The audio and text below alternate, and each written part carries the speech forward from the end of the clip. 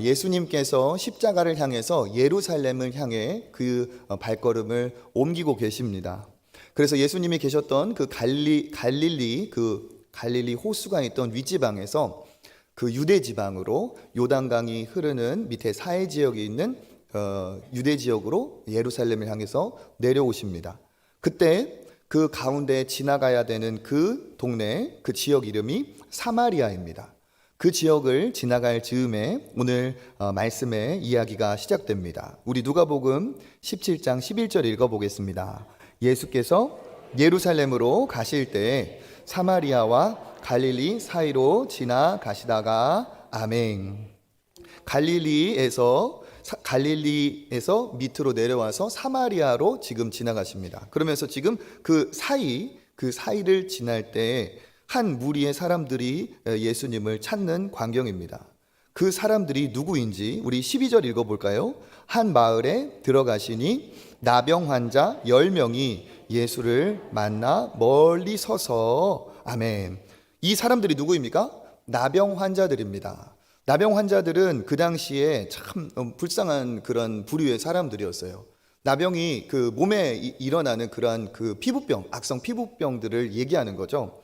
나병 환자들은 전염성도 있었지만 또 종교적으로 유대인들의 법에 부정한 자라는 그러한 이제 부류의 사람들이 됩니다. 그래서 그 병이 발병을 하면 이웃과 가족과 친구들과 다 떨어져서 격리되어서 외곽에 따로 살아야만 하는 안타까운 인생들입니다. 그 나병 환자들이 지금 어디에 모여 있습니까? 사마리아와 갈릴리 사이에 모여 있어요. 그러니까 인종을 초월해서 거기에는 그 갈릴리 유대인들도 있고 사마리아 사람들도 있습니다. 공통점은 뭡니까? 나병이라는 이 아픔이죠. 이 아픔을 서로 기대면서 서로 모여 살던 10명의 사람들이 있었습니다. 그런데 그 곁에 누가 지나가고 계십니까? 예수님이 지나가시는 거예요. 이들에게 있어서 예수님이 지나가는 것은 정말 놓치면 안 될 기회이기도 했습니다. 왜냐하면 예수님이 얼마 전에 어느 지역에서 마을에서 나병 환자들을 고치셨다는 소문이 쫙 퍼졌기 때문에 그래요. 그러니까 무슨 수를 써서라도 고칠 수 없는 그 질병을 그 예수라는 분이 고치셨다는 그 얘기를 듣고 이 10명은 분명히 그 예수라는 분을 만나고 싶었을 겁니다. 예수라는 분이 우리 동네에도 지나가시면 좋겠다. 그를 만났으면 참 좋겠다. 그런데 어때요? 그 예수님이 지나가시는 거죠. 그런데 여기 보면 좀 이상한 게 있죠. 만나서 부탁을 해야 될 텐데 만나서 멀리 서 있다고 합니다. 만나 멀리 서서. 그 이유는 무엇이냐? 이 나병이라는 이 병이 불결하고 또 부정한 병이었기 때문에 함께하면 그 함께한 사람까지도 부정해지는 그들의 법이 있습니다. 그러니까 그렇게 갔다가는 봉변을 당할 수도 있기 때문에 이들은 항상 거리를 두어야 되는 사람들이에요. 그러니까 예수님이 지나가실 때 예수님을 무슨 수를 써서라도 불러서 고침을 받아야 되지만 예수님께 다가설 수 없는 안타까운 사람들이었던 거죠. 그럼에도 불구하고 예수님이 지나가실 때 그들은 예수님을 놓칠 수가 없었습니다. 그래서 어떻게 합니까? 13절 읽어보겠습니다. 소리를 높여 이르되 예수 선생님이여 우리를 불쌍히 여기소서 하거늘. 소리를 높여서, 그러니까 톤을 높이고 소리를 더 크게 해서 예수님을 부르신 거죠. 예수님, 예수 선생님, 우리를 좀 불쌍히 여겨주십시오. 불쌍히 여겨달라는 말이 무슨 말입니까? 우리를 좀 고쳐주십시오, 그 말입니다. 원래 이렇게 사람들에게 나병 환자들이 소리치면 이들은 욕을 먹거나 봉변을 당하고 돌을 맞게 됩니다. 부정한 사람들이 그렇게 자기를 드러낼 수가 없는 상황이죠. 그런데 예수님만은 달랐습니다. 다 외면하고 무시하고 지나갈 법한데 예수님은 그들의 그 안타까운 외침에 반응을 하신 거예요. 그 다음 절에 보니까 이렇게 쓰여 있죠. 읽어보겠습니다. 보시고 이르시되 가서 제사장들에게 너희 몸을 보이라 하셨더니 아멘. 다른 사람들은 거들떠도 안 보는 사람들입니다. 그런데 예수님께서는 어떻게 하셨어요? 그들의 간절한 외침을 보셨다는 거예요. 어떤 눈으로 보셨을까요? 어떠한 표정으로 보셨을까요? 불쌍히 여기며 가족을 떠나 사랑하는 친구들, 이웃을 다 떠나서 자기들끼리 그렇게 아픈 몸을 부둥켜 안고 사는 그들이 너무 안타까워서 긍휼의 눈으로 그를 보셨겠죠. 그러면서 그들에게 회복의 기회를 주십니다. 이게 예수님과 다른 사람들의 차이인 거예요. 우리에게도 소망이 있는 이유는 무엇이냐? 정말 사람들이 무시하고 사람들이 아파하고 사람들이 다 외면하는 그러한 사람이라 할지라도 예수님은 외면하지 않으시는 분입니다. 그들이 왜 외면합니까? 부정한 사람들이 되면 그들도 부정해지니까 그들이 외면하는 거예요. 그런데 예수님은 어떤 분이냐? 아무리 부정한 사람이라 할지라도 그를 정결케 하시는 능력의 하나님이시기 때문에 그렇습니다. 그래서 예수님이 어떻게 하세요? 그를 불쌍히 여기며 보세요. 우리에게도 그래서 소망이 있습니다. 우리가 힘들고 어렵고 아무도 나를 돌아보지 않는 것 같다 할지라도, 모두 다 나를 무시하는 것 같고 내가 기댈 언덕이 하나도 없는 것 같다 할지라도 예수님을 부르면 예수님이 우리를 긍휼히 돌아보실 줄 믿습니다. 예수님은 우리를 외면하는 분이 아니고 그를 찾는 자에게 보시고 해답의 은혜를 주시는 분이십니다. 여러분, 혼자 문제를 갖고 어려워 아파하지 마시고 그 아픔이 있을 때마다 예수님을 찾으시길 바랍니다. 사람들 다 외면해도 주님이 여러분의 기도를 들으시고 정말 살아계신 주님이라는 것을 여러분에게 보이실 줄 믿습니다. 이렇게 예수님을 부르니까 예수님이 그들에게 해답을 주셨어요. 뭐라고? 우리 14절 다시 한번 읽어보겠습니다. 보시고 이르시되 가서 제사장들에게 너희 몸을 보이라 하셨더니 그들이 가다가 깨끗함을 받은지라. 아멘. 이 구절이 정말 특별한 의미, 굉장히 큰 은혜가 있는 구절입니다. 그들을 보시고 예수님이 뭐라고 말씀하셨어요? 가서 제사장에게 너의 몸을 보여주라고 했습니다. 이 부정한 사람들이 제사장에게 몸을 가서 보일 수가 없는 상황이에요. 그렇지만 이 나병 환자들이 제사장에게 가서 당당하게 몸을 보여줄 수 있는 때가 있습니다. 유일하게 한 번, 유일한 케이스가 있어요. 어느 때냐? 몸이 다 깨끗하게 나아가지고 그 당시에는 그 병이 나았다는 것을 선포해주는, 정결하게 되었다고 선포해주는 역할을 제사장들이 했기 때문에 가서 나았다는 것을 보여줄 수 있을 때, 다 나았을 때 갈 수가 있습니다. 그런데 놀라운 거는 뭐냐? 이 사람들이 아직 낫지 않았는데 아직도 몸에는 진물이 흐르고 고름이 잡혀있는 그 상황에 예수님이 뭐라고 하세요? 가서 제사장에게 보여주라 한 겁니다. 이건 곧 무슨 말이냐면 낫지도 않은 사람한테 낫다고 선포한 것과 같아요. 낫지도 않았는데 너는 이미 깨끗하다고 정결해졌다고 이야기한 것, 그러한 상황입니다.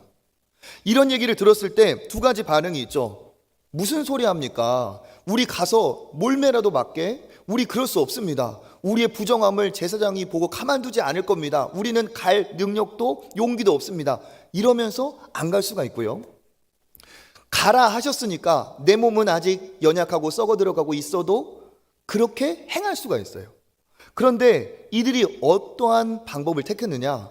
거절의 방법을 택하지 않고 그 말을 따라간 거예요.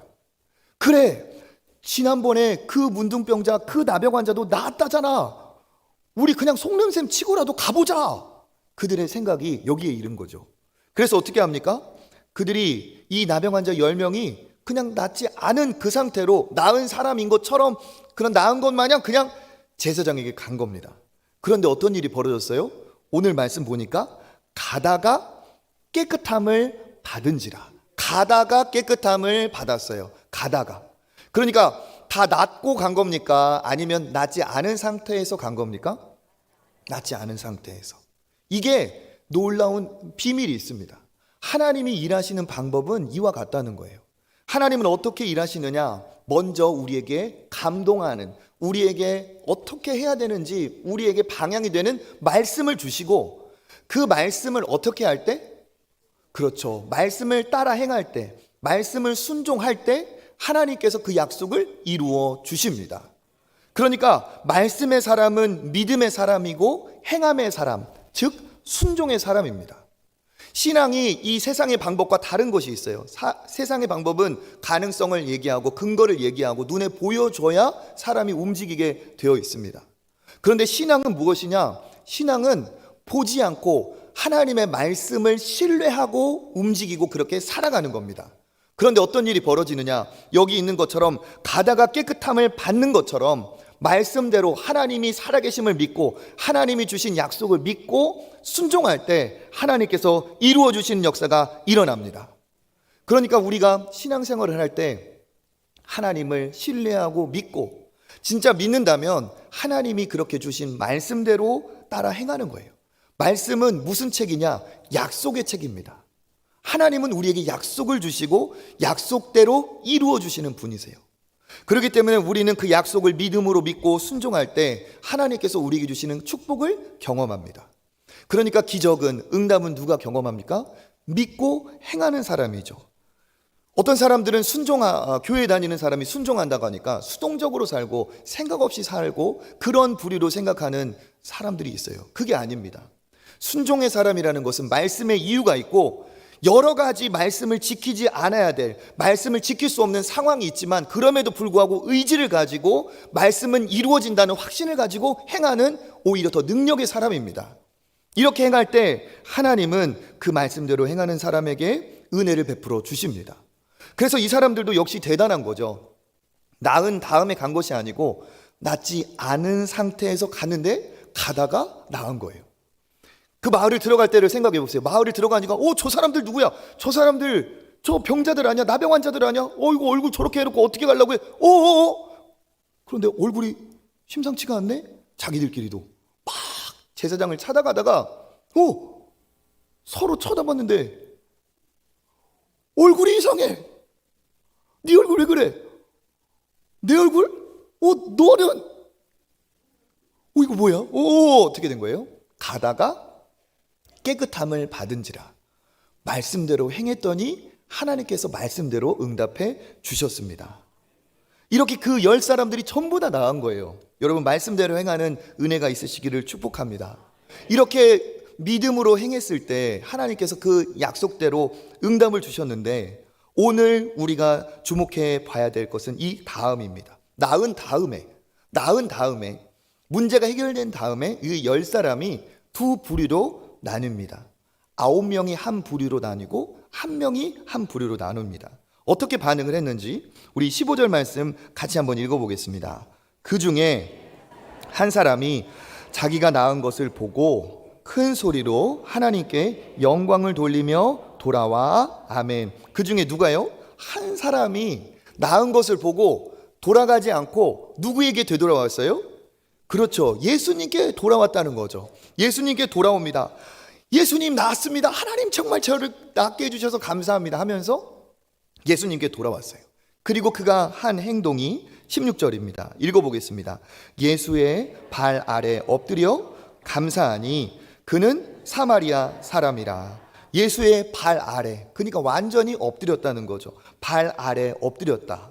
그것은 뭡니까? 전적인 굴복이고 완전한 경배고 완전한 감사의 표현입니다. 왜 이 사람이 이렇게 합니까? 자기가 무슨 수를 써서라도 나을 수 없는 병자였는데 예수님이 말씀하신 대로 행했더니 나은 거죠. 그러니까 예수님께 나와서 이렇게 완전히 굴복하고 경배하며 감사를 표현하고 있습니다. 여러분, 몇 명이 나왔어요? 10명이 나왔습니다. 돌아와서 감사한 사람은 몇 명입니까? 1명이에요. 나머지 9명에게 만약에 이렇게 물어본다면 당신 감사하지 않습니까? 감사하죠. 물론 고맙죠. 그런데 왜 돌아와서 감사하다고 안 했습니까? 글쎄요. 여러분, 마음속으로 감사하고 고마워한다는 것이 그게 감사가 아닙니다. 돌아와서 감사를 표현한 사람이 진짜 감사하는 사람이었습니다. 아무리 감사하면 뭐합니까? 감사의 표현이 없는데 아무리 사랑하면 뭐합니까? 사랑의 표현이 없다면 누가 사랑하는 줄 압니까? 여보, 자기 나 사랑해? 꼭 말로 해야 돼? 지금까지 살아온 거 보면 몰라? 이러면 빵점이에요. 빵점. 자기 나 사랑할 때 어마무시 하늘보다 땅보다 나는 당신밖에 없어 사랑해, 이렇게 대답을 해야 이게 사랑이에요. 그죠? 말로만 또 하면 또 안 돼. 말로 사랑한다면 진짜 행함으로 뭔가 기쁘게 하는 그러한 노력이 있어야 이게 진짜 사랑이잖아요. 그렇죠? 마음속에만 있고 생각 속에 있는 건 온전한 사랑이 아닙니다. 마찬가지로 이 병을 낫게 해주신 분이 예수님이라는 걸 내가 안다면 그것을 어떻게 와서 돌아와 경배하고 감사하다고 하는 것이 이게 진짜 감사인 거죠. 이것이 예수님께 기쁨이 됩니다. 여러분, 감사를 표현하시길 바랍니다. 예, 고마우면 고마움을 표현하세요. 사랑하면 사랑함을 표현해야 됩니다. 표현하지 않은 것은 온전한 감사도 사랑도 아닙니다. 행하는 것이 진짜예요. 그 9명은 어떻게 됐을까요? 그 9명은 고마움은 있었을지 모르겠지만 무감각했어요.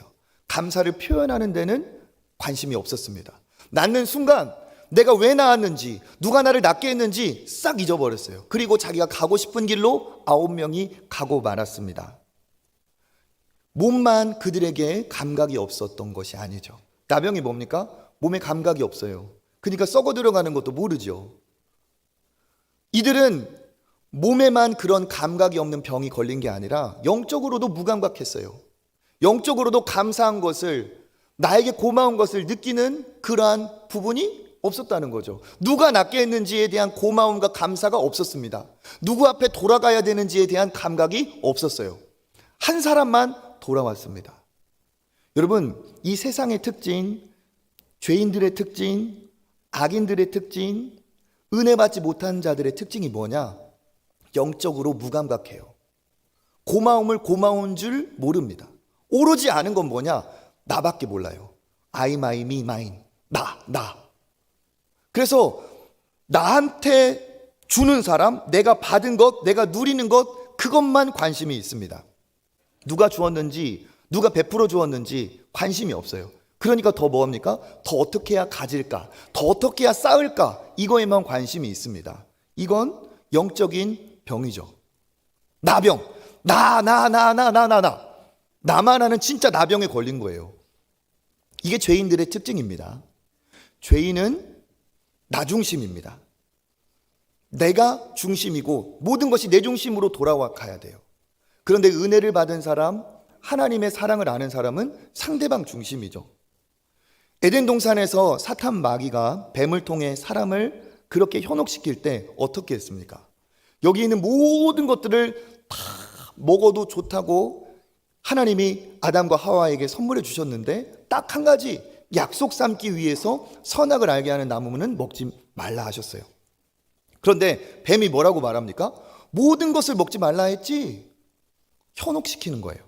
그러면서 아니 하나만 먹지 말라고 했어. 야 줄라면 다 주지. 그 하나도 진짜 쪼잔해.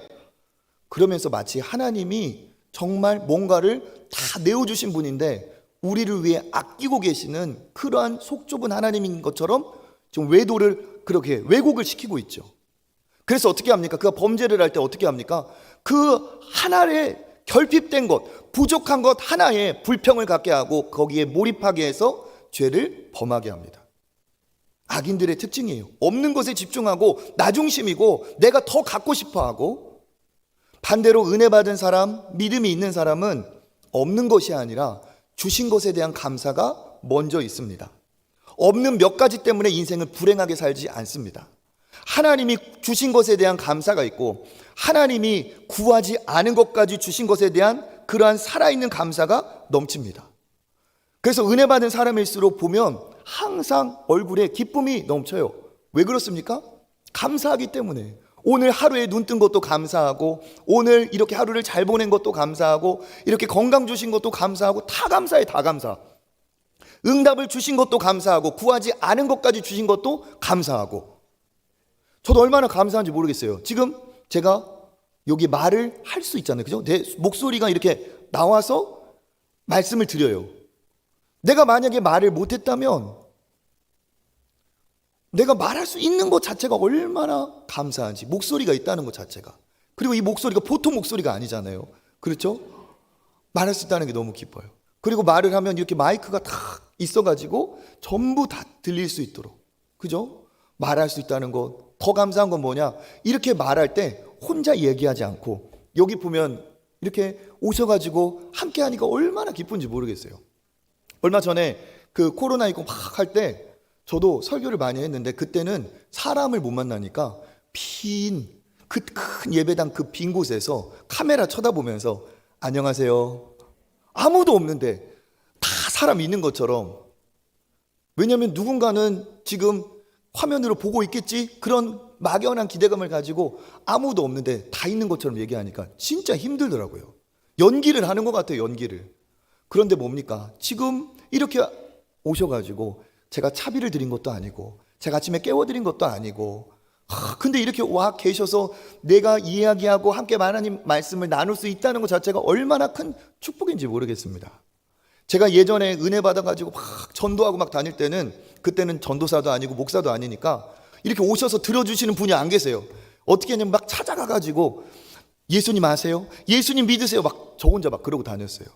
그때는 말하려고 해도 들어주는 사람이 없었는데 지금은 이렇게 와서 들어주시니까 얼마나 기쁘고 감사한지 모릅니다. 이것만 감사한 게 아니에요. 오늘 아침에도 밥을 먹었더니 잘 소화돼서 꿀떡 넘어가고 노력하지 않은데도 잘 소화가 되고 있어요, 이 안에서. 그죠? 네. 여기에서 이런 좋은 분들을 만나고 내가 내 손으로 하고 싶은 일을 하고 서가지고 이 튼튼한 다리로 지금 1부부터 1부, 2부, 3부 지금 계속 서서 설교하고 있어서 감사하고 살아있어서 감사하고 아침에 만난 우리 자식 오늘 저녁에 또 만날 수 있어서 감사하고 다 감사해요. 다 감사해. 사실 자기 노력으로 하는 것 같지만 내가 노력하지 않은 것들, 누리고 있는 것들 중에 내가 노력하지 않은 것들이 훨씬 더 많습니다. 오히려 내가 노력해서 얻었다고 하는 것은 일부분이고 그것조차도 하나님이 우리에게 그러한 은혜를 주시지 않았다면 우리가 당연한 것이 하나도 없다는 사실이에요. 의자가 다리가 4개가 있어가지고 항상 앉으니까 의자 4개 다리가 당연하지, 의자 다리가 하나가 끊어졌다고 보세요. 그냥 넘어지는 거예요. 우리의 인생이 그렇다는 겁니다. 하나님이 우리에게 구하지 않은 것까지 당연하게 생각하는 것까지 다 주셨어요. 그런데 그 중에 단 한 가지라도 삐끗한다면 우리 인생이 무너지는 겁니다. 그런데 하나님은 구하지 않은 것까지 풍성하게 주시고 우리에게 은혜를 베풀어 주셨어요. 우리에게 부족한 거 몇 가지나 됩니까? 손가락으로 몇 개나 꼽을 수 있겠어요. 그런데 하나님이 우리에게 주신 것은 손가락, 발가락 100개, 1000개로도 다 헤아릴 수가 없는 은혜인 줄 믿습니다. 그래서 하나님은 우리가 어떤 사람이 되기를 바라시느냐, 모르고 거기에 돌아간 9명이 아니라 이 한 사람처럼 감사를 깨닫고 표현할 수 있는 사람이 되기를 원하십니다. 그래서 예수님이 이렇게 안타까워하시죠. 18절 읽어보겠습니다. 이 이방인 외에는 하나님께 영광을 돌리러 돌아온 자가 없느냐 하시고 아멘. 이 한 사람이 돌아왔는데 이 사람은 이방인이고 지금 뭐라고 합니까? 사마리아 사람이었어요. 이방인이어서 오히려 예수님께 돌아와서 감사하다고 할 이유가 더 없는 사람이었고, 오히려 돌아오지 않은 사람들은 같은 유대인으로서 마땅히 와서 고맙다고 해야 될 사람들인데 정작 그들은 오지 않았다는 사실이죠. 그러니까 뭡니까? 감사해야 될 사람이 더 감사하지 않았고 감사하지 않을 조건이 적었던 사람이 오히려 더 감사했다는 거예요. 이건 우리에게도 사실 의미하는 바가 큽니다.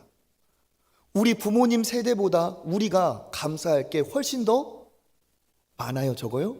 많습니다. 우리 부모님, 우리 할머니, 할아버지 밥 한 공기를 가지고도 그렇게 감사했던 분들이세요. 지금은 훨씬 더 풍요로운 시대가 되었습니다. 우리가 예수님 믿는다고 해서 누가 핍박하거나 돌을 던지지 않는 시대를 살아가고 있어요. 더 훨씬 좋은 시대를 살아가고 있습니다. 먹을 것이나 누리는 것 훨씬 풍요로운 시대를 살아가고 있어요. 그런데 그렇다면 우리가 더 하나님 앞에 감사를 해도 더 많이 해야 될 텐데 우리는 정작 없는 것에 계속 몰입하면서 마치 우리가 진짜 결핍에 달한 사람처럼 그렇게 살아가고 있다는 사실이죠. 여러분, 우리는 오히려 더 감사해야 될 사람입니다. 감사할 때 하나님께서 더 큰 축복을 주세요. 우리 19절 읽어볼까요?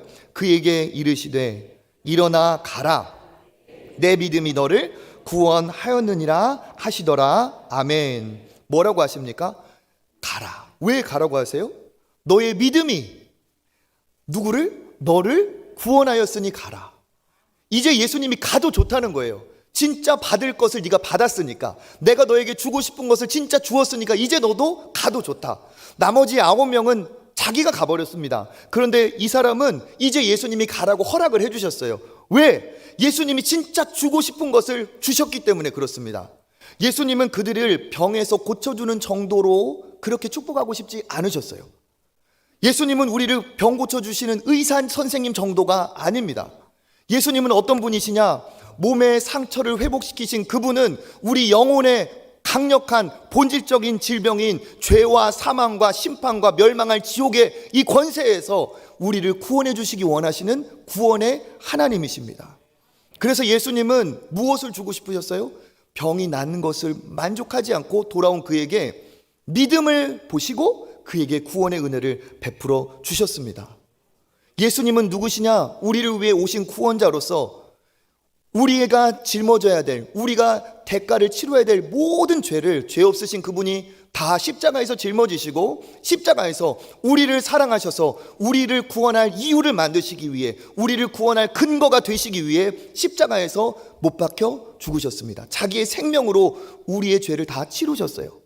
그것을 우리가 어떻게? 믿음으로 말미암아서 우리의 죄가 예수님의 희생으로 용서받고 우리에게 구원의 길이 열립니다. 세상에 많은 종교들이 있고 많은 종교 지도자들, 자기가 신이라고 하는 사람들이 있지만 그 신은 다 자기들이 높임을 받기 원하지, 예수님처럼 오셔서 우리를 위해 목숨을 내어주신 신은 한 사람도, 한 신도 없습니다. 왜 그렇습니까? 우리의 죄를 위해 예수님이 오셔서 해결하신 거예요. 그러니까 모든 종교가 있고 모든 자기가 신이라고 하는 사람이 있어도 예수만이 길이 된 줄 믿습니다. 예수께 돌아왔을 때 그들은 감사로 구원을 얻었습니다. 제일 안타까운 것은 이 9명이에요. 왜 그렇습니까? 예수님은 몸의 병만 고치실 수 있는 분이 아닌데, 예수님이 진짜 주시기 원하시는 축복은 구원인데 어떻게 해요? 그들은 실패한 거나 다름이 없습니다. 지금 현실의 문제는 해결받았지만, 육신의 문제, 잠시의 문제 해결받았지만 오히려 더 비극적인 후회를 할 수 있습니다. 왜 내가 예수님을 찾아가서 그를 붙들지 않았던가? 몸의 병 정도가 아니라 나에게 구원을 주시는 그를 왜 지나쳤던가? 여러분, 우리에게 있어서 진짜 병은 불치병, 난치병, 암이 아니라 예수님이 없는 우리에게 가장 큰 병은 죄와 사망과 심판이에요. 이 병을 우리가 오직 예수님을 통해서만 구원을 받습니다. 지금 있는 나의 병이 낫는다고 해서 우리가 당연히 감사할 법하지만 결국 우리는 이 땅에서 떠날 유한한 존재입니다. 불치병이 나아도, 난치병이 나아도, 암 말기가 나아도 나는 언젠가 떠나야 될 존재입니다. 진짜 중요한 우리의 해결해야 될 문제는 죄와 사망과 영원한 멸망의 이 병이에요. 죽음이라는 병이에요. 여기에 해답은 생명 대신 예수님밖에 없는 줄 믿습니다. 그래서 진짜 감사는 뭐냐? 구원에 대한 감사입니다. 구원에 대한 감사. 최고의 감사는 구원에 대한 감사, 최고의 감동은 구원에 대한 감격과 감격이 바로 하나님 앞에 최고의 감사죠. 이 구원의 감사는 영원한 감사이기 때문에 변할 수가 없고 시들 수 없고 쇠할 수가 없는 영원한 감사입니다. 구원은 우리를 통해 놀라운 예수 그리스도의 영생이 주어지는 것이기 때문에 이건 잠시 기뻐하고 그냥 사그라드는 그러한 기쁨이 아니라는 거죠. 병이 나은 것만 기적이 아닙니다. 진짜 기적은 뭐냐? 죄인인 우리를 위해서 하나님이신 그 아들 예수 그리스도께서 사람이 되신 것이 기적이에요. 진짜 기적은 뭐냐? 사람들 안에서도 미움받고 사람들 안에서도 참 부족한 나를 위해 그 하나님의 아들 예수님이 사랑하셔서 우리를 위해 자기 자신을 내어준 것이 기적 중의 기적입니다. 진짜 기적은 뭐냐? 그 예수님을 나의 구주로 영접할 때 지옥 갈 내가, 용서받지 못할 내가 예수의 그 공로로 인해서 죄 용서함 받고 하나님의 자녀가 되고 지금 눈을 감아도 천국에서 눈 뜨는 영생의 자녀가 되는 게 가장 큰 축복인 줄 믿습니다. 가장 큰 불행은 뭐냐? 아무리 응답을 받아도 아무리 교회를 다녀도 구원받지 못하면 가장 큰 불행이에요. 그리고 진짜 구원을 받았다면 감사와 기쁨이 넘치는 것이 정상입니다. 진짜 내가 구원을 받았다고 입으로는 말하면서도 여전히 세상의 것으로, 여전히 유한한 것으로 내 삶의 목적이 거기에 기쁨과 모든 것이 있다면 그것은 구원이라고 말할 수 없어요. 구원은 그렇게 시시한 것이 아닙니다. 사도행전을 보면 구원받은 사람들의 기쁨을 이렇게 표현하고 있습니다. 우리 5장 41절 읽어보겠습니다. 사도들은 그 이름을 위하여 능욕받는 일에 합당한 자로 여기심을 기뻐하면서 공의 앞을 떠나니라. 아멘. 그 예수님의 제자 사도들이 무엇을 받았다고요? 능욕을 받았어요. 고난, 고통, 매맞음, 이러한 어려움을 당했는데 그들이 어떻게 했다고 합니까? 기뻐하면서 떠났다고 합니다. 기뻐하면서. 무엇이 그들을 기뻐하게 했을까요? 예수 그리스도의 영원한 생명, 부활의 생명이 이게 그냥 머릿속에만 있는 것이 아니라, 상상으로만 있는 것이 아니라 실제 현존하고 그들이 살아계신 예수, 부활하신 예수님을 만났기 때문에 그 어떠한 고통도 그들을 고통으로 완전히 매몰시킬 수가 없다는 사실이죠. 그러니까 구원의 감격이 있는 사람은 어느 때 어느 시점만 감사할 수 있는 것이 아니죠. 데살로니가 전서 5장 18절 읽어보겠습니다.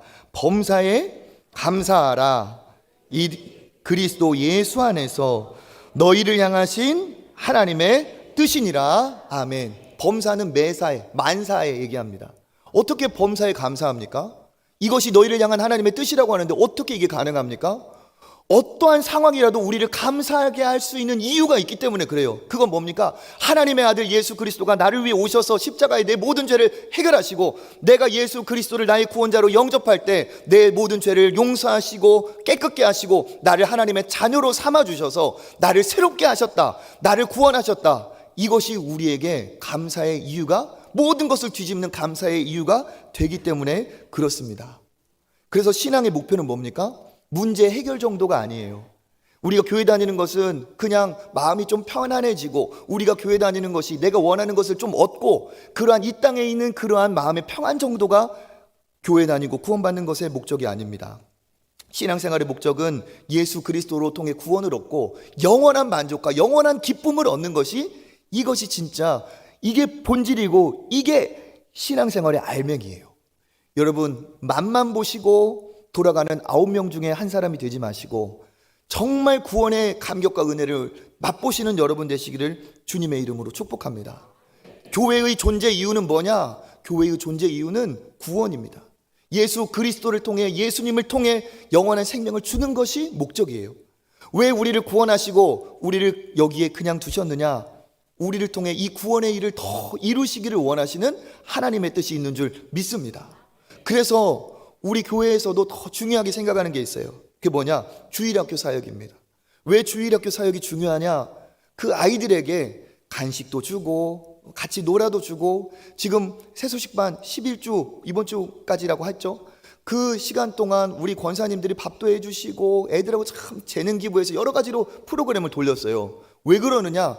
그것을 통해서 예수 그리스도를 알게, 예수 그리스도를 믿게, 구원받게 하기 위한 뜻이 거기에 있습니다.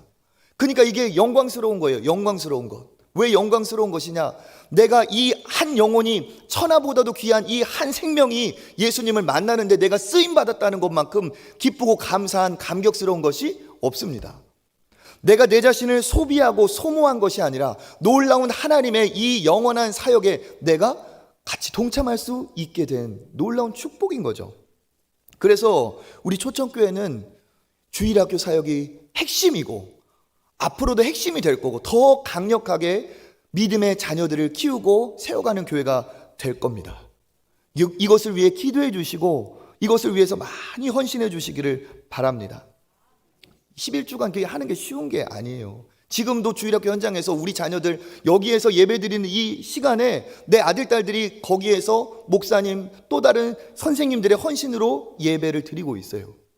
이건 공짜가 아닙니다. 그럼에도 불구하고 왜 우리가 이렇게 그들을 위해 쏟아붓습니까? 그들의 영혼이 중요하기 때문에, 반드시 구원받아야 되기 때문에. 제가 이번 주에도 좋은 소식을 들었어요. 이번 수능이 있어가지고 고3 아이들이 참 열심히 시험 봤죠. 그 같이 기도 하루 종일 했어요. 그리고 나서 그 고3 선생님 한 분이 자기 고3 아이들을 데리고 어제 저녁에 같이 글램핑을 갔대요. 캠핑. 그 아이들을 데리고, 고3 아이들을 데리고, 자기 자식도 아니고 내 가족도 아닌데 수고했다고 그 아이들을 데리고 가서 캠핑장에 가서 고기를 구워주고 그렇게 먹이고 또 이렇게 집에까지 데려다 줬다는 거예요. 우리 교회에 이런 선생님들이 곳곳에 계십니다. 이게 허비하는 거고 이게 쓸데없는 짓입니까? 절대로 아니에요.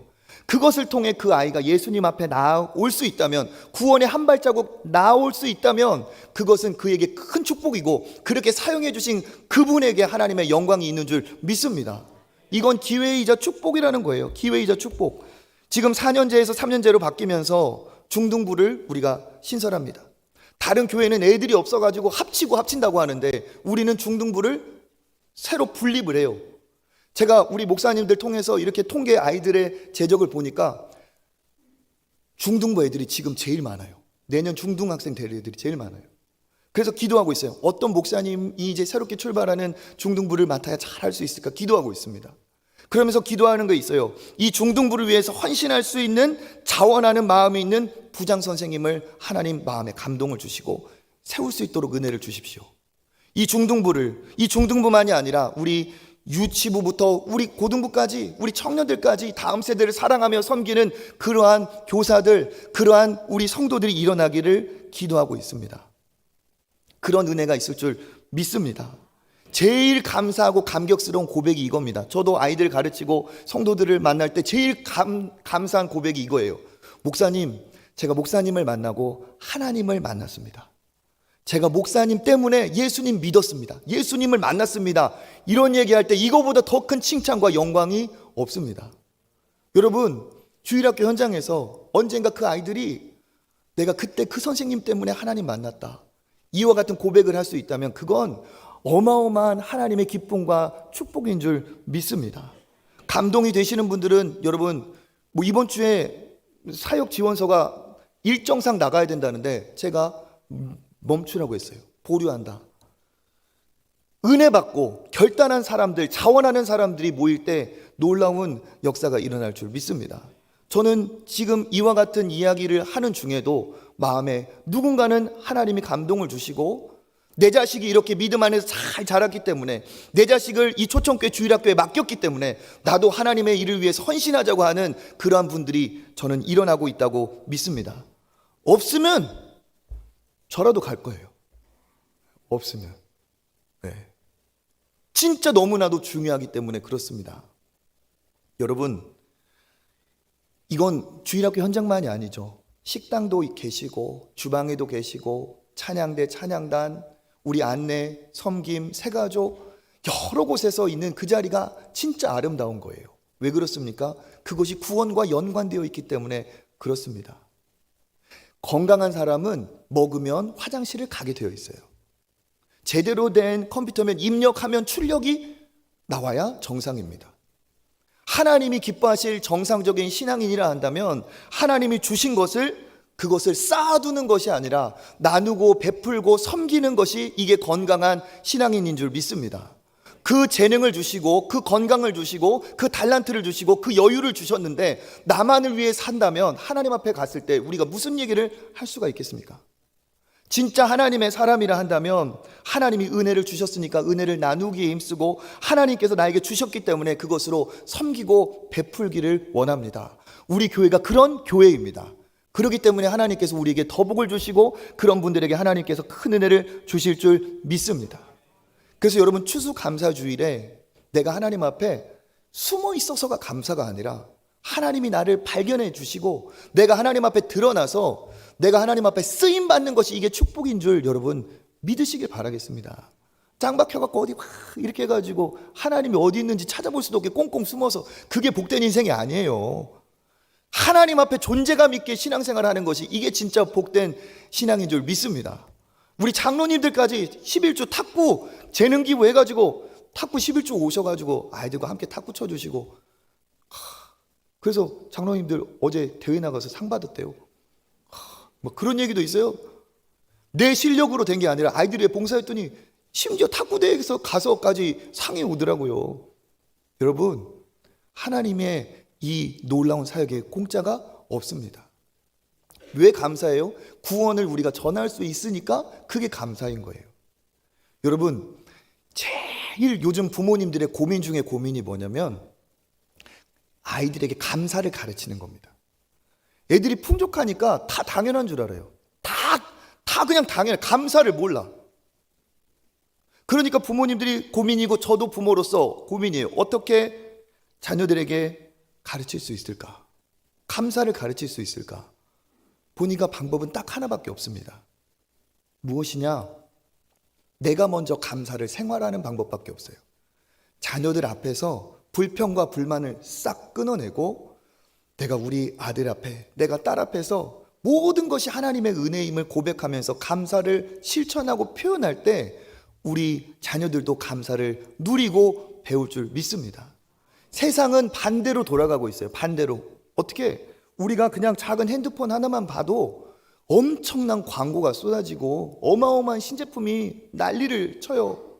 새로운 차가 나오고 새로운 집이 나오고 새로운 옷이 나오고 새로운 핸드폰이 나옵니다. 그러니까 어떻게 되느냐? 그 광고 잘 보세요. 그 모든 것들이 우리에게 결핍을 조장하고 있어요. 너 이거 없지? 이거 새로 나왔는데 너 이거 없어서 너 진짜 지금 꿀꿀하지? 너 이거 없어서 진짜 속상하지? 이거 없어서 너 불행할 거야. 계속 우리를 결핍을 자극합니다.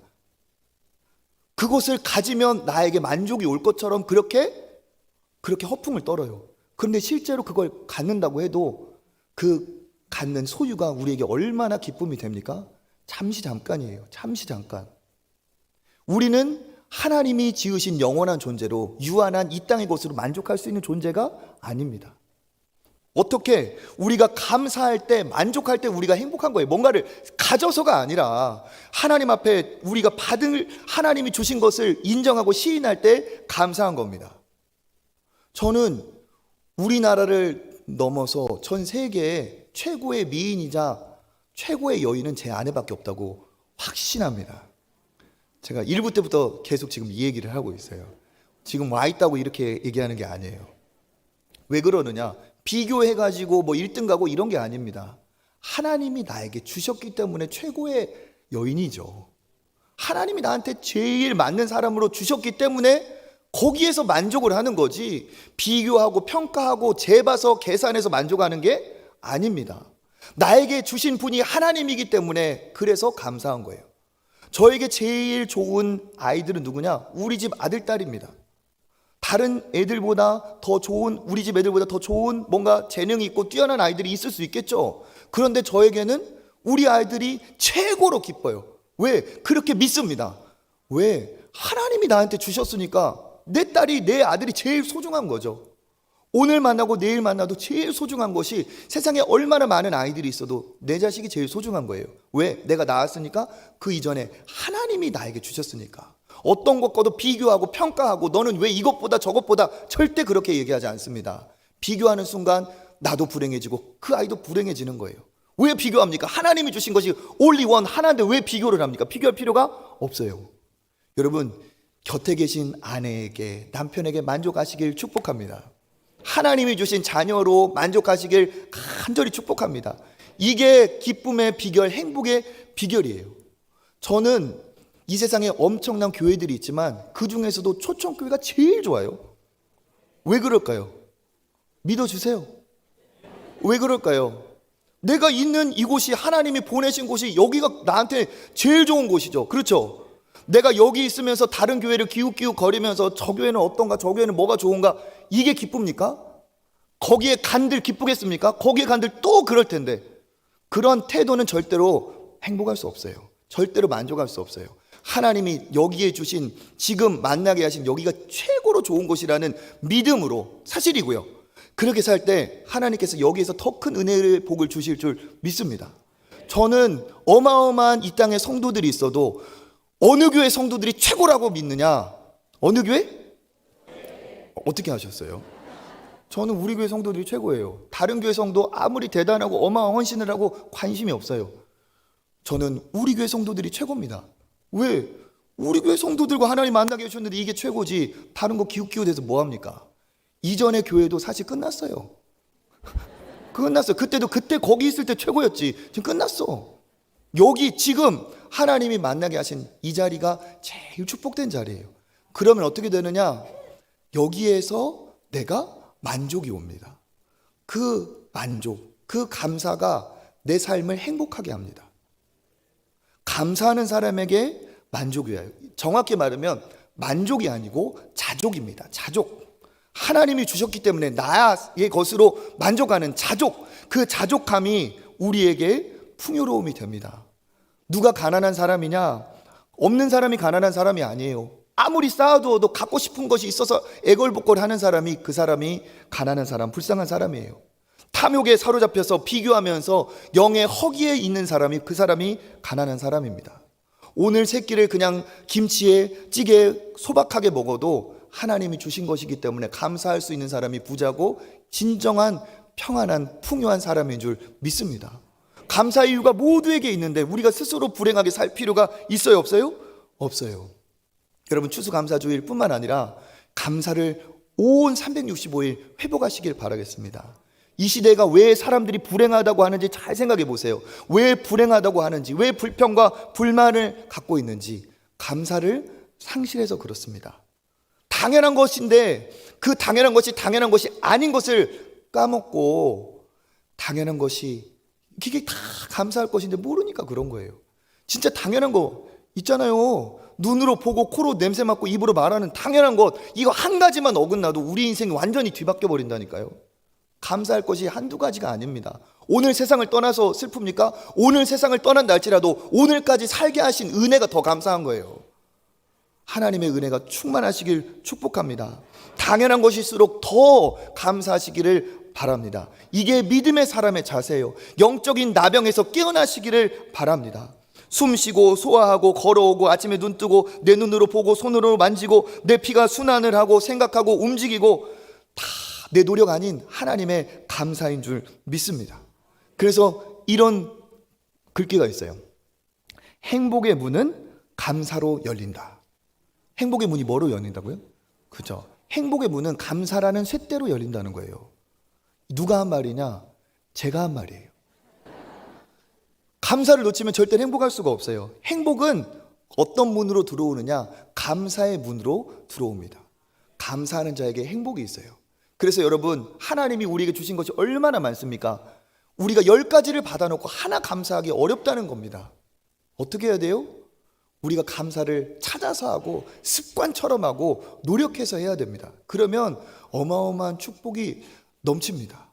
이 예수께 돌아와서 경배한 한 사람처럼 여러분 앞으로 감사로 한 걸음 더 나오시길 바라겠습니다. 멈춰있지 말고 한 걸음 더 주님 앞에 나오셔서 감사를 표현하시길 바라겠습니다. 그러면 여러분의 인생이 정말 아름답고 복되게 은혜로 충만하게 될 줄 믿습니다. 감사를 습관화하고 감사를 찾아서 하고 범사에 감사하고 매사에 감사하고 매일 감사하고 매번 감사하시는 감사의 사람들 되시기를 주님의 이름으로 축복합니다.